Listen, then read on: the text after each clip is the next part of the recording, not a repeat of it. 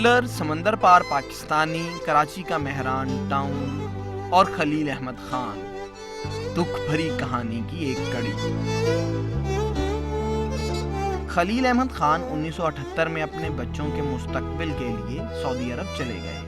اسی دوران بھٹو حکومت نے بیرون ملک مقیم پاکستانیوں کو کراچی کے علاقے کورنگی کے مہران ٹاؤن میں سرمایہ کاری کی پیشکش کی۔ خلیل احمد خان اور ان کی کمپنی کے 30 سے زائد لوگوں نے مہران ٹاؤن میں پلاٹ خریدے۔ پیسے پیمنٹ کرنے کے بعد انہوں نے سن 2002 کو الاٹمنٹ آرڈر دیا، پھر جو کارروائی ہوتی ان کی ہوتی رہی دیتا رہا۔ پھر میں میری وائف وہاں پہ جاتے تھے، پلاٹ دیکھ کے آتے تھے۔ ڈالر، سمندر پار پاکستانی، کراچی کا مہران ٹاؤن اور عادل اکرم، دکھ بھری کہانی کی ایک اور کڑی۔ کراچی یونیورسٹی سے کمپیوٹر سائنس میں ماسٹر کرنے کے بعد عادل کی لیبیا میں کنسٹرکشن کمپنی میں جاب ہو گئی۔ والدین کی اپنے گھر کی خواہش کی تکمیل عادل کے لیے عبادت کا درجہ رکھتی تھی، اسی لیے اس نے بیرون ملک مقیم پاکستانیوں کی سرمایہ کاری اسکیم مہران ٹاؤن میں ایک پلاٹ خریدا۔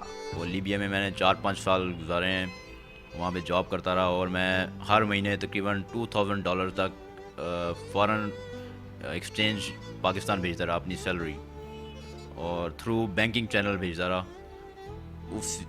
میری کمائی سے اسی سے ہی میں نے ایک یہاں پہ میں چھٹی آتا تھا تو میں نے ایک پلاٹ خریدا تقریباً 2 سال پہلے مہران ٹاؤن میں۔ خلیل احمد خان نے جب اپنے بھائی کے گھر کو چھوڑ کر اپنی جمع پونجی سے بنائے گھر میں شفٹ ہونے کا ارادہ کیا، اور عادل کے والدین عادل کے لیبیا سے زندہ بچ کر آنے پر خدا کے شکر گزار تھے کہ دونوں گھروں کو ایک ہی خبر نے ہلا دیا۔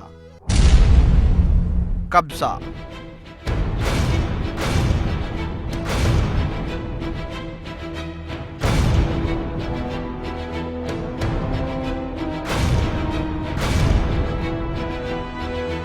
مہران ٹاؤن میں ان کے پلاٹوں پر قبضہ۔ ملک بھر کے عوام جہاں روٹی اور کپڑے کا رونا رو رہے ہیں، تو مہران ٹاؤن کے رہائشی اپنے مکانوں اور پلاٹوں سے بے دخلی پر آنسو بہا رہے ہیں۔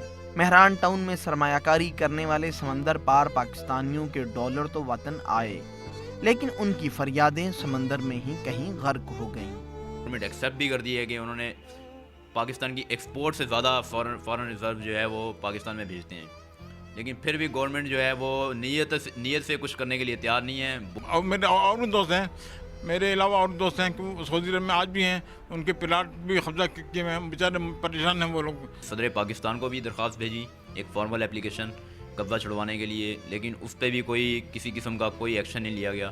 پولیس ہو یا سیاستدان، مہران ٹاؤن کے مالکان کا کوئی پرسان حال نہیں۔ میں نے سب سے پہلے ایس ایچ او کو جا کے اپلیکیشن دی، ایس ایچ او نے کوئی رسپانس نہیں دیا۔ پھر جب پیپلز پارٹی کے لوگ تھے تو میں پیپلز پارٹی والوں کے پاس گیا، ان کو جا کے میں نے بتایا، پہلے ایک کے پاس گیا، پھر اس سے بڑے کے پاس گیا، پھر اس سے بڑے کے پاس گیا، کسی جگہ سب نے مجھے یہ کہا کہ آپ انتظار کرو، آپ حق پہ ہو، آپ کو مل جائے گا یہ وہ۔ یہ بیچارے جو اصل مالکان ہیں وہ در در کی ٹھوکریں کھا رہے ہیں، جو قبضہ مافیا ہے ان کے جو کارندے ہیں وہ مسلح وہ یہاں پہ دندناتے پھر رہے ہیں۔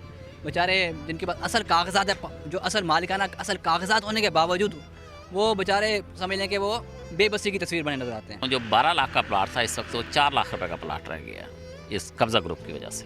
ماہرین کے مطابق بھارت اور چین کی ترقی میں ان کے بیرون ملک مقیم افراد کا اہم کردار ہے۔ کردار تو بیرون ملک مقیم پاکستانی بھی ادا کر سکتے ہیں، لیکن ڈالر کی پوجا کرنے والے حکمران طبقے کو اپنی عبادت سے فرصت ملے تو کچھ بنے۔ محمد انوار، CNBC پاکستان، کراچی۔